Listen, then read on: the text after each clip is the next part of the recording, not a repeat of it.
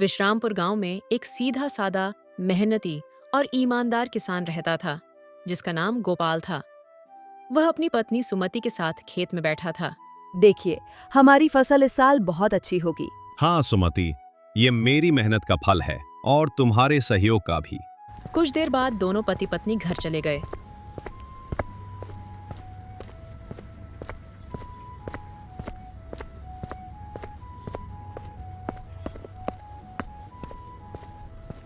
मैं आपको बताना भूल गई, घर में लकड़ी खत्म हो गया है।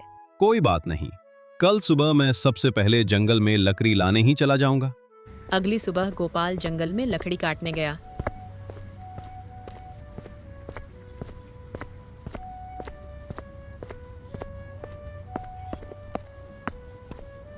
जब वह एक पेड़ पर कुल्हाड़ी चलाने वाला था, तभी उसने झाड़ियों में एक घायल बंदर को दर्द से कराहते हुए देखा।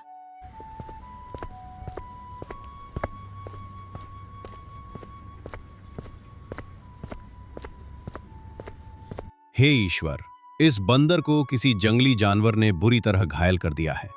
बेचारे के हाथ में खून है। काश तुम बोल पाते तो अपनी तकलीफ बता पाते। उसी समय वहां एक साधु आ पहुंचे।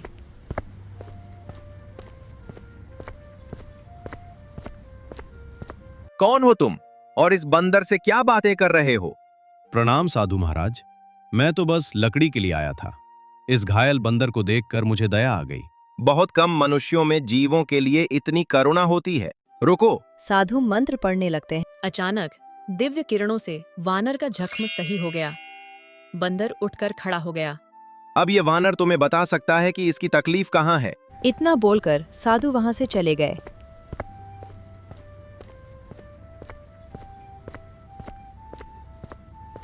बंदर उठकर खड़ा हो गया। मेरे कंधे में भयानक दर्द था। एक बाघ ने हमला किया था। अब मैं अच्छा महसूस कर रहा हूँ। अरे, तुम तो मनुष्य की आवाज में बात कर रहे हो। जब साधु जी ने मंत्र पढ़ा तो मुझे लगा कि मेरे अंदर बोलने की शक्ति आ गई है। ये उन्हीं का चमत्कार है। तुम मेरे घर चलोगे? हाँ, तुमने मेरी जान बचाई है। अब मैं तुम्हारा साथी हूँ। तुम मेरा कोई नाम भी रख सकते हो। ठीक है, मैं तुम्हें आज से भोला कहकर पुकारूंगा। गोपाल और भोला घर पहुंचे। अरे, आप जंगल से एक बंदर को क्यों पकड़ लाए? गोपाल ने सुमति को सारी घटना बताई। क्या क्या सच में ये बात कर सकता है? तुम स्वयं पूछ लो। तुम्हारा नाम क्या है? मेरा नाम भोला है। मैं गोपाल का साथी हूँ। अब मैं तुम्हारे परिवार का हिस्सा हूँ। समय बीतने लगा। भोला ने घर के कामों में हाथ बंटाना शुरू कर दिया। गोपाल, अब मैं भी तुम्हारे साथ खेत में चलूंगा। मैं भी मेहनत करूंगा। भोला, खेत का काम आसान नहीं होता और मुझे डर है कि गांव वाले तुम्हें बोलते हुए देखकर न जाने क्या समझेंगे। मुझे दुनिया से क्या लेना देना, मुझे तो बस तुमसे मतलब है। गोपाल मुस्कुराया और अगले दिन भोला को साथ लेकर खेत चला गया। कुछ ही दिनों में भोला ने खेती के सारे काम सीख लिए। गोपाल, आज की मिट्टी बहुत सख्त लग रही है। भोला, तुम तो अब पक्के किसान बन गए हो। भोला के बोलने की बात गांव में फैल गई और ये बात पहुंची जमींदार भीमसेन के कानों तक।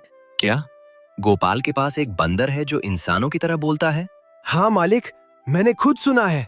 इस बंदर से तो बड़ा तमाशा करके अच्छी कमाई की जा सकती है। जमींदार गंभीर हो गया। इस गोपाल की जमीन पर मेरी नजर बहुत समय से है। जिस दिन ये संकट में आएगा उस दिन ये खेत मेरा होगा। समय ऐसे ही बीतने लगा। एक दिन जब गोपाल और भोला खेत से लौटे तो सुमति को जोर जोर से खांसी आ रही थी। सुमति, क्या हुआ? कुछ दिनों से खांसी हो रही है और ये बढ़ती जा रही है। गोपाल, तुरंत किसी अच्छे वैद्य को बुलाना चाहिए। गांव के अनुभवी वैद्य ने सुमति को देखा। गोपाल, इन्हें एक गंभीर रोग हो गया है। अगर समय पर इलाज न मिला तो ये जानलेवा हो सकता है। उस दिन से गोपाल का सारा धन पत्नी के इलाज में लगने लगा। हफ्तों बाद उसकी सारी जमा पूंजी खत्म हो गई। अब क्या करोगे? सब तो मेरे इलाज में लगा दिया। अब तो बीज खरीदने के भी पैसे नहीं बचे। गोपाल, तुम्हारे 2 धनी भाई हैं, उनसे मदद क्यों नहीं मांगते? गोपाल ने उसी शाम भोला के साथ अपने बड़े भाई सुरेश के घर गया। गोपाल, आज यहाँ कैसे? भैया, मेरी पत्नी सुमति की बहुत तबीयत खराब है। उसकी बीमारी में सब जमा पूंजी खत्म हो गया। कुछ धन की जरूरत है। तुम तो जानते हो मेरी फसल इस बार खराब हुई है। मुझे खुद उधारी लेनी पड़ रही है। मैं तुम्हें कहाँ से दूं? गोपाल सिर झुकाकर बाहर निकल आया। वो झूठ बोल रहा था गोपाल, वो देना ही नहीं चाहता था। हाँ, जानता हूँ। चलो छोटे भाई रमेश से मिलते हैं। गोपाल रमेश के घर जाता है।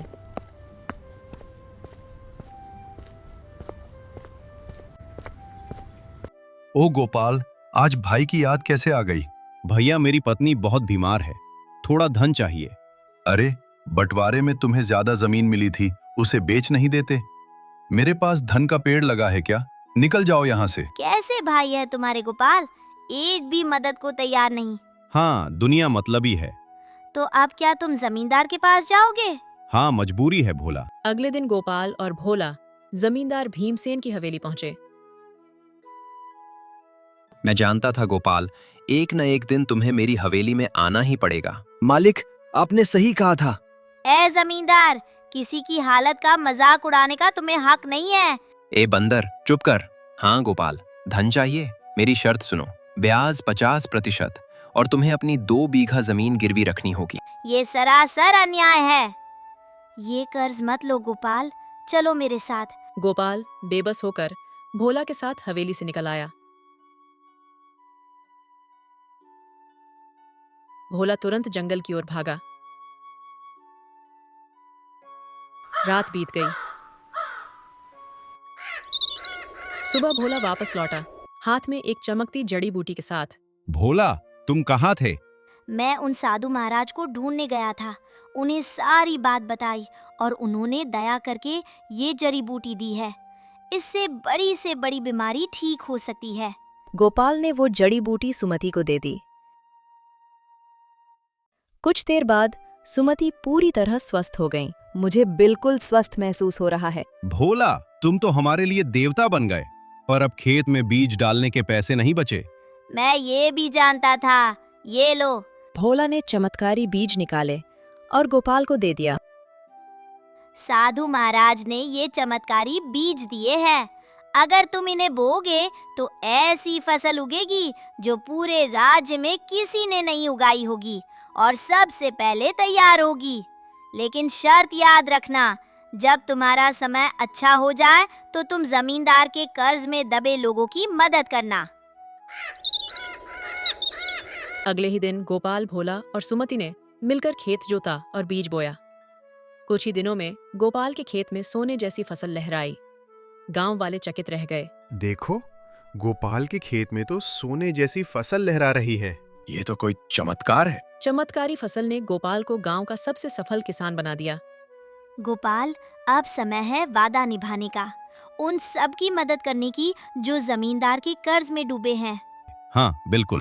गोपाल और भोला ने अपना मुनाफा इकट्ठा किया और एक एक कर गांव वालों का कर्ज चुकाने लगे। गांव में खुशी लौटने लगी, लेकिन जमींदार भीमसेन गुस्से से खौल उठा।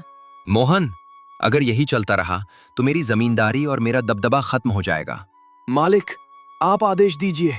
कल ही उसका काम तमाम कर दूंगा। जा, गोपाल को मिटा दे। सुबह का सूरज उगा। गोपाल और भोला खेत में थे। भोला, ये फसल तो जैसे गाना गा रही है। हाँ मित्र। अचानक भोला एक ओर हट गया। उसे आहट की भनक लगी। तभी वहां जमींदार और मोहन आ पहुंचे। मोहन के हाथ में एक लंबा धारदार तलवार था। अब भूख तो गोपाल। जैसे ही मोहन ने गोपाल की ओर हमला करने की कोशिश की, भोला ने छलांग लगाई और वार अपने ऊपर ले लिया। भोला, नहीं, ये क्या किया तुमने?